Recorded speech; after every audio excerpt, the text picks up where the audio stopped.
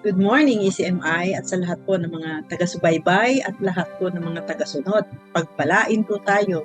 Anumang sitwasyon, magpuri, galak pa rin sa atin. Po ay si Ate Ruby Gutierrez, maghahatid po sa inyo ng short devotion to start your day. Konting tanong lang po sa ating pong pagsisimula. I-assess natin ang ating mga sarili. Ikaw ba ay mapagmahal sa kapwa even sa mga hindi kaibig-ibig? Sa mga tinuturing mong kaaway? Sa hills and valleys ng buhay or highs and lows ng buhay, do you remain joyful and thankful? Are you at peace in times of crisis? Meron ka bang pagpapasensya na tiisin ang mga emotional injuries inflicted by others? Do you treat others with kindness, compassion, and forgiveness? Do you do good deeds to others?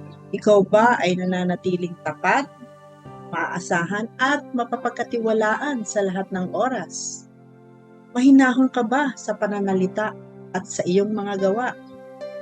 Ikaw ba ay may self-control or pagpipigil sa sarili sa pagdedesisyon na ayon sa makamundong gawi?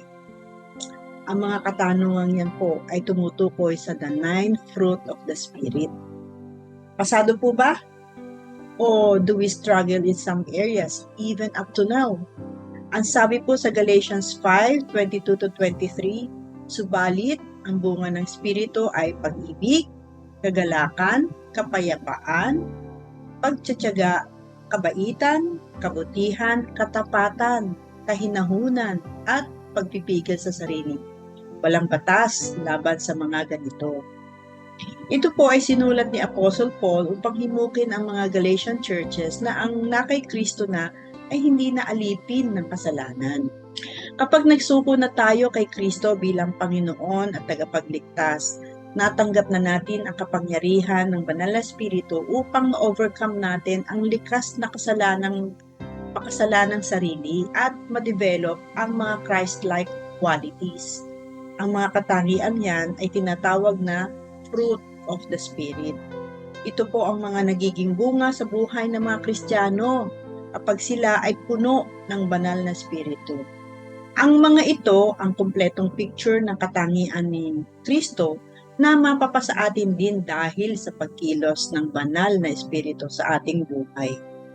Nung hindi pa po tayo nagsuko ng buhay natin sa ating Panginoong Hesus, ating mga ugali, mga kilos at pag-iisip ayon sa dikta ng laman lahat, nagbabago o unti-unting nagbabago after nating piliin ang buhay na meron ng Kristo sa puso.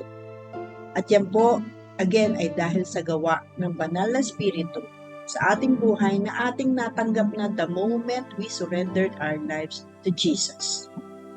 Paano po ba madedevelop ang mga katangiang ito? Not by our own efforts, but only by the grace of God. It is the Holy Spirit's power that transforms and molds a person into Christ-likeness.